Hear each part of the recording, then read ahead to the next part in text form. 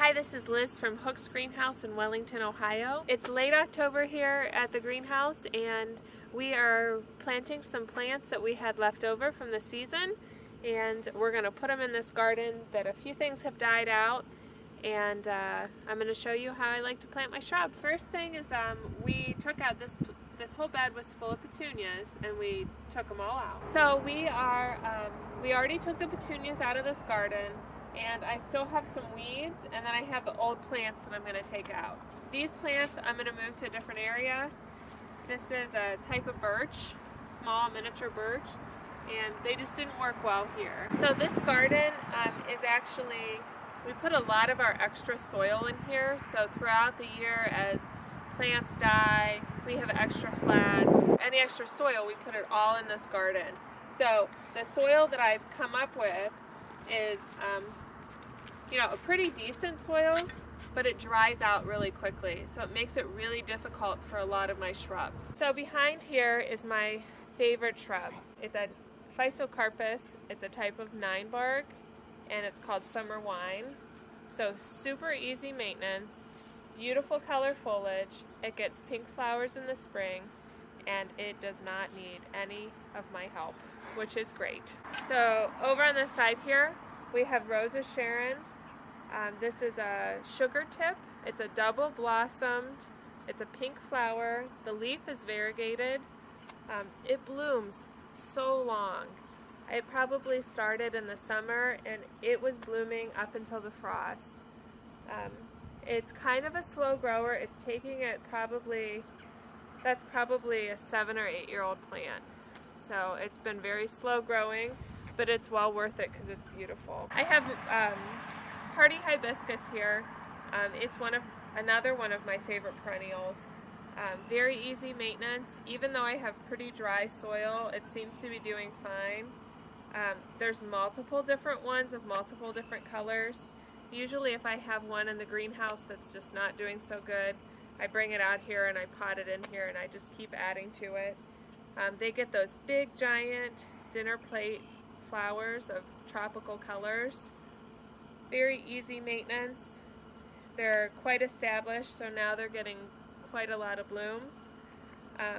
The green is still up. I could chop this down a little bit.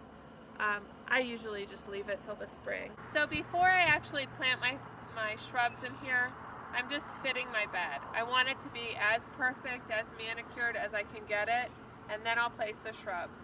So you never want to just start planting shrubs and then mess with your soil afterwards. You want to fit your bed first. So fill in these holes.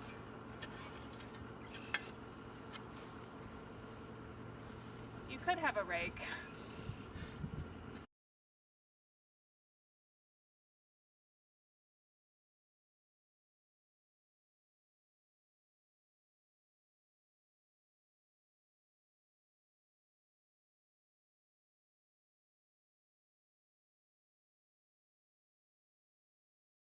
So we're going to plant, this is Golden Ticket. It's a type of privet.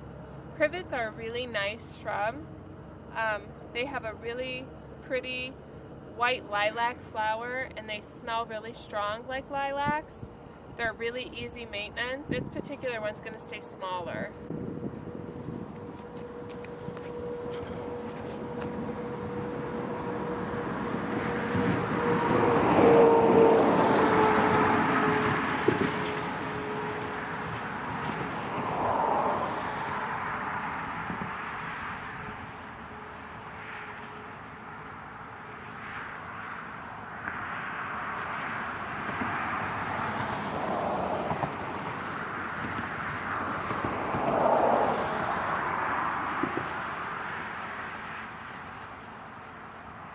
I think I have them where I want them, and so now I'm going to dig a hole double the size of what the pot is.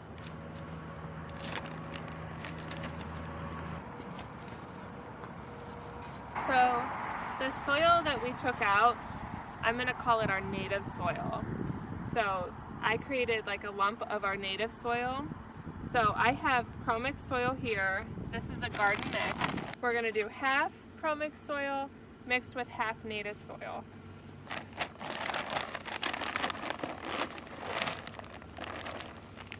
This is our native soil, and we want our plant's roots to go out into the native soil. If I was to pour all this good soil into my hole around my plant, it might think it's just in another container, and the roots are not going to want to venture out into the real native soil.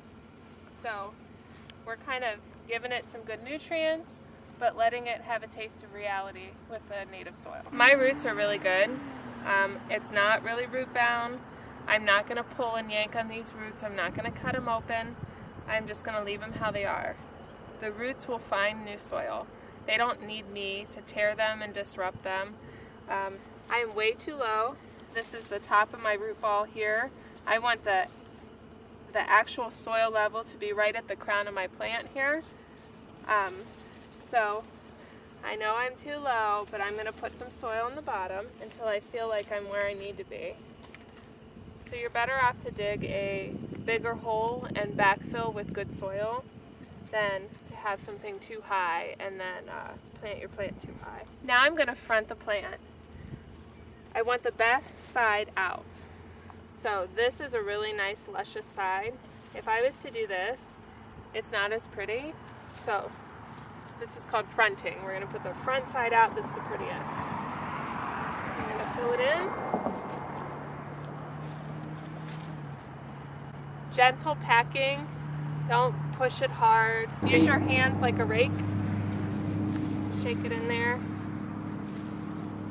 My soil level, I still need to come up. And I like to create a nice ring around it, so when I water, it's going to go all the way around, stay within that plant instead of going down my hill. Anything bigger than this size, I would do a PVC pipe in there with the plant to help with watering. But this is a good size. Anything bigger though, I would do PVC pipe planted in the hole.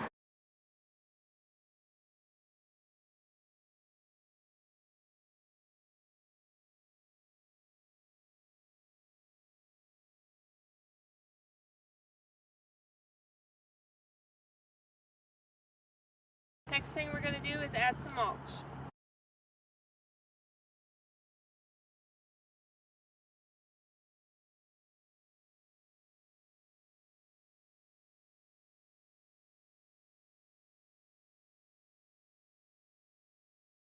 One thing about laying down mulch, it's excellent insulation for your plants, but when you're putting it out, it's fairly wet.